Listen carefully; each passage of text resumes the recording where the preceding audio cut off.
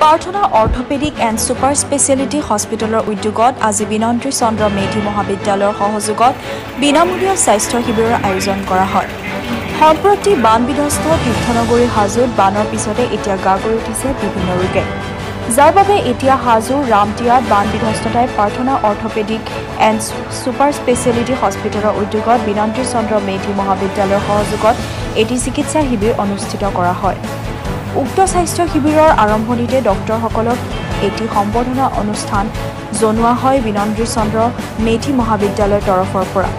প্ৰায় ৫ শতাধিক বানাক্ৰান্তক চিকিৎসা সেৱা আগবঢ়োৱা এই স্বাস্থ্য শিবিৰত উপস্থিত থাকে doctor Raman Kumar, doctor Jelina Bordoloi, doctor Dipankar Dakua, doctor Jehrul Islam, doctor Saptashree Baruah, doctor Mridul Islam, অন্যহাতে বিনন্ত্ৰী চন্দ্ৰ মেধি মহাবিদ্যালয়ৰ ভাৰপ্ৰাপ্ত অধ্যক্ষ ডক্টৰ অচিত কুমাৰ পালৰ লগতে শিক্ষক শিক্ষয়িত্ৰী তথা ছাত্ৰ ছাত্ৰী উপস্থিত থাকে।